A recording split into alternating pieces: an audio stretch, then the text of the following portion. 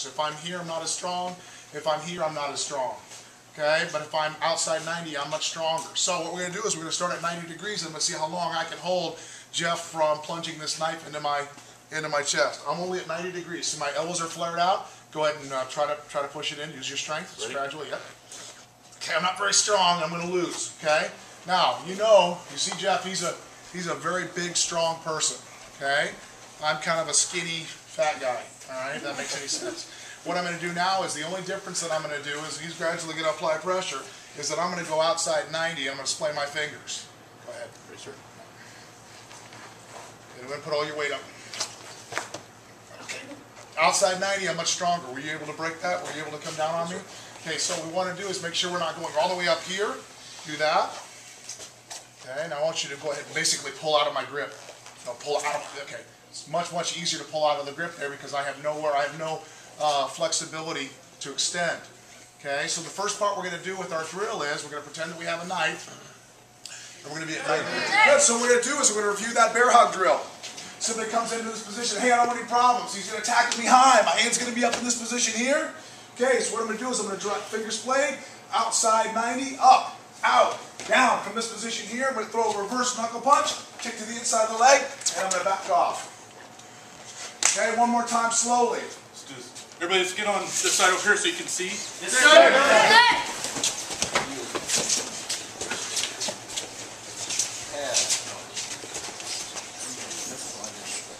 Okay, so hey, I don't want any problems. I don't want any problems. He bear hugs me. Okay, very typical attack off of an initial ambush. You're going to see very gross motor type stuff on the ambush or the initial assault. Usually it'll start out like this. We call this the monkey dance. Monkey dance is, hey, I don't want any problem. Well, we don't. Like this, they're not quite ready to fight. Then what will happen after that? Especially when you got people watching. So everybody's doing this. Yeah. You won't see that so much, but you will see this. If this is the first initial contact, usually it's either going to be a haymaker or one of these. Okay, watch any real fight. Just Google real fights on internet. This is what you'll see. The same thing. It'll either be a haymaker. Whoa. Okay, it'll be a high tackle. Boom, or it'll be a low tackle. Boom. I can use my spear for all of those. Okay. So from this position here, I don't want any problems. He tackles me high. 1, 2, 3. So we have a bear hug. Okay, look where my hands are at. Natural flinch. Hands come up to protect the command center. Everything that's important up here. I was late on it, doesn't matter. My hands are where I need them to be to protect me. I want to create space so I can do bad things to the bad guy. Okay, taking off of what Mr. Rainmaker said over there. From this position here, I go up, out, down. Okay, that's the first place we're going to go. After that, we'll add some techniques to it. Okay, but I can't throw complex motor skill if I'm being ambushed. I've got to get to a point of domination. Does that make sense? Sir. Good, let's try it. I want to try to get my spear in here, and it's trying to crush me. So what I'm going to do here is, outside 90, create some space, right? Sorry. Get everybody to this side, please. Sir. It doesn't really matter. It doesn't really matter where I'm at. All I'm trying to do is, if my arm's underneath here like this, I want to try to create some space. Dig it in here. Outside 90, fingers splayed. There's my opportunity to create some space, and I can start doing whatever it is that I need to do. Okay, maybe it's coming up, pulling him off, so I can, throw some strikes and escape. Okay. That's why I call it junkyard jiu-jitsu. It's not real technical. Technique kind of goes out the window when it's a real fight. So I'm in this position here. It looks really bad for me, right? All I got to do is get this in. Keeps him from striking me. Okay? Maybe I can pass here and start striking. Okay, but there's a lot of things that I can do at this position. So one is I'm going to come up, go into this position here, maybe into an armbar. Okay? Sort of leg tackle. But it's a bridge to my next move. Does that make sense? Yes, sir. Now look what I'm doing. Driving up, there's my spear up into the upper body here. And when I'm right into a ground and pound position or a transitional movement. Okay, do I want to get in here and do jiu-jitsu? No. Strike the groin and get out. All right, so the drill is very slowly. After you've gotten knocked down, hands are going to come up, move into the weapon, take that weapon away. Once I'm here, get to my knees this way, and that's the end of it. Thousands of years. You can do whatever you're best at. If it's running away, okay, I run away. If I get somebody bigger and stronger, Coach Devin, Coach Steve, whomever, I may just run.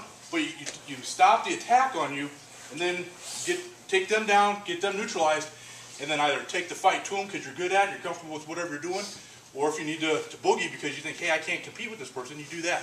But stop that threat, use the technique initially to do that, then move on to whatever you're best at. Does that make sense? Sir. Circle, and they get beat down for. It's called EBD, educational beatdown. Okay, so these different things, these happen not only in our world, but we're animals, so it happens in the primal world as well. So we can learn a lot just by watching nature, and watching culture, and watching human behavior. The way fights go down is not the way we train them; it's the way that we're behaviorally, way our DNA is set. Okay, so it's very, very primal. You'll never see this on the street. Okay, you might see something like this, throws a punch, whoa, boom, boom, you know, where initially it looks really chaotic, but once I have him no longer where he's at, then I can start getting technical, or I'm on top of him, he goes down, I'm mounted, then you'll see this, you know, more of the precise stuff. But initially, if you don't have a whole lot of technique, it's still going to look like this. Okay, even with trained guys, it's going to take a little while before they realize, hey, I can start setting, you know, my technical skills up. So is it important for us to train technically? Yes. Do we spend an inordinate amount of time working on technique? Yes. Okay, so where's the balance? The balance is that we need to introduce emotion. We need to introduce the psychological aspect of it. There's three things that happen in a fight. Well, there's a number of things that happen in a fight. But do you get hit first physically, or do you get hit first emotionally and psychologically in a fight? Emotionally and psychologically. Emotionally, yeah. And I'm going to kick your... Okay, so what's going through his head right now? A little bit of adrenaline bump going, why is this guy going to assault me? I haven't hit him yet, but emotionally he's been hit. Psychologically, my body posture is telling him something. It's telling him fight or flight. The faster I introduce stimulus into him, the more of a pronounced flinch he's going to have, which is a good thing for him. Okay, so who controls the fight? Good guy or the bad guy? Bad guy does, right? What I like to tell cops, because I train police officers, is bad guy controls what we do to him. Okay? So what we want to do is that he does that initial assault or that ambush, boom! It allows me to get to a point of domination so that I can start doing all my technical skills. Now, if my kick is crappy and it lands and it's effective and it hurts him, does it matter that it was crappy? No. Okay, a crappy kick that lands is better than a perfect kick that never does or is never executed. Okay, so don't worry about that. What we're trying to do is just think about the psychology of the fight. Okay, let's just move on into that that scenario. So he comes up, we got the monkey dance going on. Man, don't make me, somebody hold me back. Okay, you've all seen that before? Sir. Okay, because we're primates, okay? We're not that far removed, we're primates. Apes and all this, so we watch their behavior and we wonder, hey, why do we do what we do? You guys ever seen police officers after a long chase of a pursuit? What happens? When the car gets stopped. They all rush the car, right? We're not trained to do that, so why do we do it? Because we access the primal part of our brain. We get this group mentality. Okay? What happens when you see a zebra getting taken down by one lion or a hyena? 10 other lions and 10 other hyenas come up and attack it. Okay? If you took the two and you put them right next to each other, us going up and crowding around that car, and the hyenas jumping on that zebra, it looks very similar. Because we're no longer in the cortex of our brain. It's very emotional, it's very primal. Okay, so understand that we can't control some of those things in a fight. So it's really, really important to understand those aspects that are actually more important than the physical skills. Okay, so we've done our monkey dance. All of a sudden I push him, he comes back, he's pushing me. What I'm going to do is I'm going to start working my technique off of that. So from this position here, I push him, he pushes me. I know it's coming in. What I'm going to do is I'm going to hug this first arm.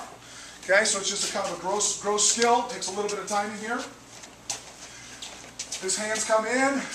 I do one of these and I grab this arm across here like this. Okay, that's the first thing we're going to do. Okay? Let's move everyone around to one side again so you can see how his arms are moving. Sir.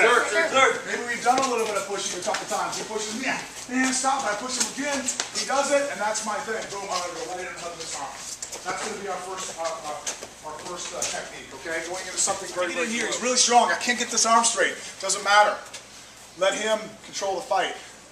Or let him control what happens to him. All right? So once again, this is the technique is he comes in and pushes me. Whoa, I grab this arm here and I hug onto it. He tries to punch me. I'm going to get him up, get a little pain compliance. I try to do this, I can't get it. He doesn't go, arm bends, let it bend, and just simply walk backwards.